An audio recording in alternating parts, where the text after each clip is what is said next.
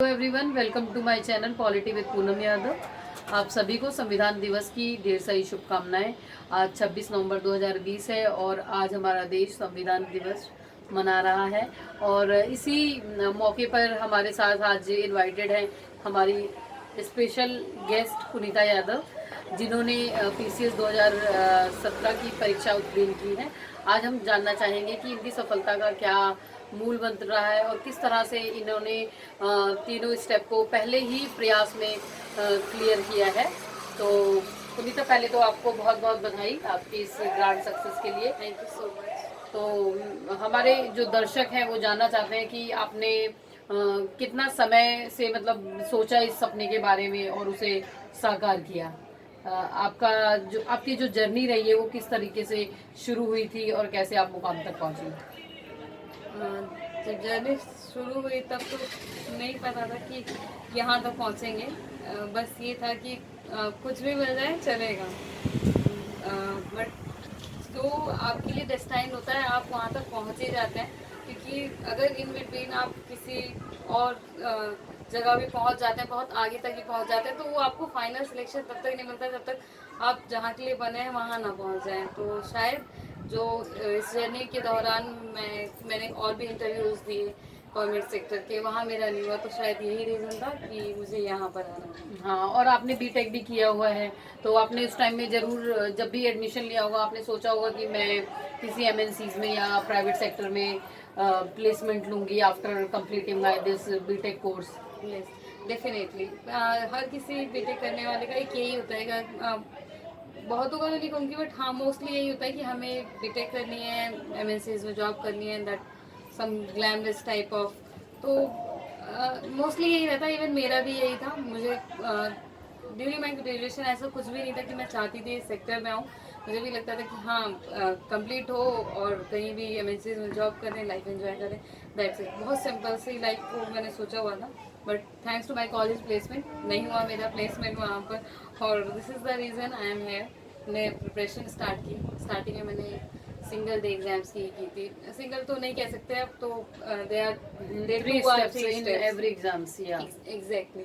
So but SSC या bank भी हो, बैंक में मेरा इंटरेस्ट नहीं था, तो मैंने कहा एसएससी मुझे लगा अच्छा है तो उसमें करते हैं। तो वही सब चल रहा था। मैंने उसका मेंस भी दिया है कई बार, बट तो एक कंसिस्टेंसी की बहुत रिक्वायरमेंट होती है। हाँ, कह किसी सकते हैं। तरीके के सिलेक्शन के मैंने लिए। कंटिन्यूसली जो है, जब से मैंने तैयारी स्टार्ट की, तो मैंने ऑलमोस्ट एवरी ईयर मैंने एसएससी का मेंस दिया था। बट अनफॉर्चुनेटली मैं कभी मतलब उससे आगे नहीं पहुंच पा रही थी। क्योंकि आपको यहाँ पहुँचना था तो मोस्ट इसलिए। Probably, most probably. हाँ, तो मतलब एक इससे हम एक कंक्लूजन पे पहुंच सकते हैं कि अगर हम किसी चीज़ को शुरू करते हैं और कंटिन्यू हार्ड वर्क करते रहें और एक दिशा हो तो हमें सक्सेस मिल जाती है। एग्जैक्टली। स्टार्टिंग में तो नहीं लगता था ऐसा, क्योंकि मेहनत होती थी। मार्क्स जनरली मैं देखती थी, मेरा फाइनल में कुछ मार्क्स से रह जाता था, ऑलवेज फाइनल सिलेक्शन। तो ये मतलब विश्वास करना तो बहुत मुश्किल था कि हाँ मैं कभी इस लिस्ट में आऊँगी। मगर जैसे मेरी फैमिली, मेरे पेरेंट्स, तो उनका हमेशा रहता था कि अगर यहाँ तक पहुँचे हो तो जो ये इतना सा डिस्टेंस है वो भी कभी फिलअप हो जाएगा। फिलअप हो जाएगा, एग्जैक्टली। ये आप ये नहीं कह सकते कि कब होगा, कब होगा। और ना खुद को भी नहीं पता होता।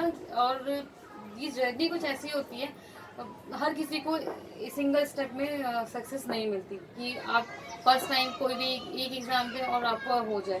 कुछ ना कुछ रहता ही है, कुछ रह जाता है। और इस वजह से ये जर्नी ऐसी रही कि आपको धीरे धीरे मजबूत, स्ट्रांग बनाती जाती है। और शायद ये रीज़न है कि मैं इस जर्नी को इतना लंबा तक चला पाई और वो पेस मेरा बना रहा और फाइनली सक्सेस मिली मुझे। तो मतलब इनके कहने का जो एक कंक्लूजन निकलता है वो ये है कि अगर हम कोई सपना देखते हैं उसे साकार करने में बहुत सारे उतार चढ़ाव हो सकते हैं, लेकिन अगर हम अपनी जो तैयारी है उसे निरंतर जारी रखें तो हम एक दिन अपने सपने को पूरा भी कर सकते हैं। एग्जैक्टली। जैसे आपने पंकज त्रिपाठी के बारे में भी एक दो बार बताया, तो बिल्कुल, बताइए बिल्कुल। क्या था आपका तो पंकज त्रिपाठी की एक लाइन, जी की एक लाइन है। उन्होंने कहा कि जो सपने पूरे ना हो सके उनको भी प्रणाम। और शायद मेरा एसएससी में ना होना, that was a blessing in disguise. Due to which I am hair.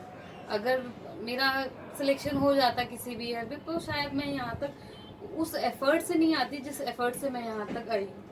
जब मेंस मेरा क्लियर हुआ तो तब वो भी बहुत अनएक्सपेक्टेड था कि मैं फर्स्ट टाइम लिखी हूँ बिना किसी कोचिंग के, और सिर्फ डायरेक्ट बुक से पढ़ा हुआ है, कोई नोट्स नहीं थे मेरे पास, और उसी में आपको जीएस में प्रिपेयर करना है। बट जीएस मुझे करना नहीं पड़ा, एसएससी में है तो जीएस का पार्ट बहुत थोड़ा, बट जो मेरी सिस्टर ने मुझे पढ़ाया हुआ था, यानी कि मैम ने, वो बहुत ब्रॉडली पढ़ा दिया था मुझे। आई थिंक अगर मैं कहूँ तो एसएससी में मेरे बहुत जो काफ़ी अच्छे मार्क्स जो आते थे उसके भी होते थे जीएस, जिसमें लोग जनरली स्किप करना प्रेफर करते थे क्योंकि वो सिर्फ फर्स्ट प्रीलिम्स में होता था, उसके आगे उसका कोई रोल नहीं था। बट मैंने पढ़ा हुआ था तो वो मुझे वहाँ भी हेल्प करता था, और शायद वही रीज़न था, मैंने जब इसका प्रीलिम्स दिया तो मैं I was not prepared at all, और ये एग्ज़ाम ही एक तरीके से थोड़ा डिले हो गया था, तो ये ऑन टाइम नहीं चल रहा था, कुछ नहीं पता था कि कब प्री कब हुआ, वो भी बहुत unexpectedly dates I with in I think 7 to 8 days before मुझे पता चलता है कि इसका एडमिट कार्ड आ गया है, और उसी टाइम में आपको माइंड मेकअप करना है कि आपको पेपर देने जाना है, आपको प्रिपेयर भी करना है, करंट्स भी, क्योंकि पीसीएस का पैटर्न होता है, तो आपको एक बहुत लिमिटेड नॉलेज से काम नहीं चलेगा। ये तो आपने अपने प्रीलिम्स की स्ट्रेटेजी बताई, तो आपने मेंस में कौन से ऑप्शनल्स लिए थे और कैसे उनकी तैयारी की थी? मेरे ऑप्शनल जो थे जियोलॉजी था, और दूसरा ऑप्शनल था एनवायरमेंटल साइंस। फॉरेस्ट सर्विसेज में आपके 2 ऑप्शनल्स होते हैं, तो प्रीलिम्स के टाइम जब मैंने फॉर्म भरा था तो पहले हुआ करते थे, it was earlier, I think now there is only one I option. Think forest services के लिए अभी भी 2 दो ऑप्शनल्स options हैं, है, all I am right. Not very sure but I think okay okay. So 2 optional थे, और prelims जब फॉर्म भरा था तो ऐसे ही रेंडमली मुझे लगा कि शायद मैं थोड़ी फैमिलियर हूँ इन सब्जेक्ट के साथ, नाम से जैसा कि होता है, तो बस वही फील आई कि हाँ इंस्टिंक्ट आई ये सब्जेक्ट्स ले सकते हैं, मैंने ले लिए थे। जी। तो जब रिजल्ट आया मेरा इसका प्रीलिम्स का कि मुझे मेंस लिखना है, तो उस टाइम पे फिर एक अलग सा प्रेशर आएगा कि मुझे ऑप्शंस भी तैयार करना है, क्योंकि जिसके बारे में सिर्फ मैंने सिलेबस भी नहीं देखा था। तो पहले तो आप सिलेबस ही देखिए, फिर एग्जाम्स कौन कौन से हैं, जीएस भी है, एसे राइटिंग भी है, हिंदी भी है, और फिर ऑप्शनल तो आपके हैं उसके 2 पेपर्स होने, तो वो, और जो जब भी रिजल्ट आया तो जनरली बहुत फास्ट हुआ इसका नेक्स्ट स्टेप जो भी हुआ। रिजल्ट ये लोग लेट कर देते थे, बट रिजल्ट के जस्ट बाद ही जो एक स्टेप प्रोसेस एंड शुरू नेक्स्ट कर वो देते बहुत थे। तेजी से होता था, तो मुझे विद इन 1 month ही करना था, तो मेरे पास कोचिंग वाले तो कोई थे ही नहीं जो विद इन अ मंथ करा सकते थे, क्योंकि उनको तो जनरली 2-3 months या उससे भी ज्यादा, exactly. Sometimes they ask for 1 year कि, और मुझे ये भी कहा गया है कि आप छोड़िए इस नेक्स्ट बार ईयर, बस एक ट्राई के लिए आप दीजिए, आप मींस दे फिर दीजिए कि एक आपको एक्सपीरियंस हो जाएगा कि और कितने मार्क्स आते हैं आपके। एग्जैक्टली तो उन्होंने कहा कि नेक्स्ट ईयर कर लेंगे नोट्स वगैरह, तो अभी कुछ आपको हम ऐसे नहीं प्रोवाइड कर सकते। तो फिर ऑनलाइन एनवायरमेंटल साइंस के लिए तो बुक मैम ने ही रेफर की, इवन जियोलॉजी के लिए भी बुक्स मैम ने ही रेफर की थी, फिर उसके एनवायरमेंटल साइंस पढ़ाया भी हुआ था इन्होंने, तो मुझे उसके लिए तो इतना वर्कआउट नहीं करना पड़ा। बट हाँ जियोलॉजी के लिए मुझे काफ़ी पढ़ना पड़ा, वो भी सिर्फ एक बुक थी, उसी से कोई नोट्स नहीं थे और कोई गाइडेंस नहीं था, प्रीवियस ईयर पेपर्स थे उनसे पढ़ा। और तो प्रीवियस ईयर पेपर्स भी काफी अच्छा रोल प्ले करते हैं, we can say कि that. आप जान सकते हैं किस तरीके के क्वेश्चंस आ रहे हैं। तो अच्छा पुनीता, आपका जब रिजल्ट आया था तो पेंडेमिक सिचुएशन थी, आपका जो मेंस का रिजल्ट जिस दिन आया था 5 अगस्त 2020 को, उस टाइम में देखा जाए काइंड ऑफ लॉकडाउन वाली सिचुएशन थी, तो आपको क्या क्या समस्याएं फेस करनी पड़ी? जैसे कि आप कहीं मॉक के लिए नहीं जा सकते, इंटरव्यू के लिए आपको सब घर से ही तैयारी करनी पड़ी होगी, तो उसके बारे में कुछ बताइए। बिल्कुल लॉकडाउन तो नहीं कह सकते, बट अनलॉक हो रहा था, but in A limited way. तो हम बहुत ज़्यादा बाहर नहीं जा सकते थे, बहुत ज़्यादा अदर चीज़ों पे रिलाई नहीं कर सकते थे कि हम जाकर मॉक दें। तो मैंने सोचा कि घर पर ही करते हैं, और इसके लिए तो मैं आई एम वेरी ब्लेस्ड कि मेरे पास गाइडेंस रहा, मैम का रहा, मेरी छोटी सिस्टर का रहा, दोनों ने ही बहुत अच्छे से मुझे मौके दिए। स्टार्टिंग में तो मैं स्केप कर रही थी कि मुझे दे आएंगे, इंटरव्यू है, कोई इशू नहीं है, जो होगा, क्योंकि अनएक्सपेक्टेड होता है इंटरव्यू ऑलवेज, बट फिर भी जो मैंने आपको प्रिपेयर होना पड़ता है कि हाउ टू रिस्पॉन्ड। एग्जैक्टली तो मैंने जो इस इंटरव्यू प्रोसेस के दौरान फील किया कि आपको चीजें आपकी ही होंगी, पर उन पे भी आपको वर्कआउट करना पड़ेगा। बिल्कुल एग्जैक्टली। आप एकदम ब्लैंक फेस जाकर नहीं बैठ सकते इंटरव्यू में। Exactly. आपको अपना your answer academic- should be beautified.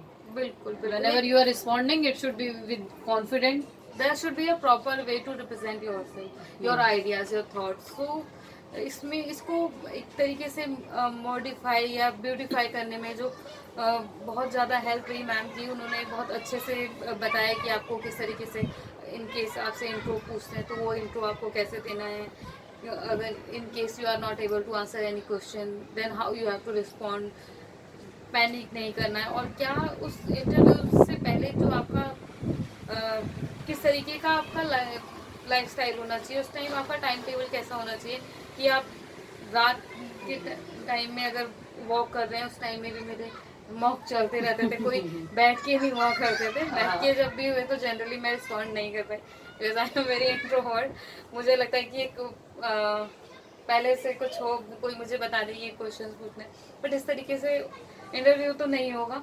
तो बस ये था कि थोड़ा कुछ क्वेश्चंस मैंने प्रिपेयर किए हुए थे जो जनरली मेरी जनरल लाइफ से थे, एकेडमिक से थे, या अभी मैं क्या कर रही हूँ उससे रिलेटेड थे, तो मैंने वो सब प्रिपेयर किए हुए थे। किसके बोर्ड में पड़ा था आपका इंटरव्यू? पीके सिंह सर के बोर्ड। ओके। तो फिर कितनी देर चला होगा लगभग? ये चला होगा लगभग 20 to 25 मिनट्स। ओके। चलिए ठीक है फिर। मतलब आपका इंटरव्यू प्रीलिम्स सब कुछ है, पहले अटेम्प्ट में आपने निकाला, इसके लिए बहुत सारी शुभकामनाएं। Thank you और so much. हमारी बहुत सारी बेस्ट विशेस है कि आप अपने फ्यूचर के जो एंडीवर्स होंगे उसमें भी अच्छा करें। All the very best thank you and thank you for coming on my channel positive. Sir. Thank you everyone. Thank you.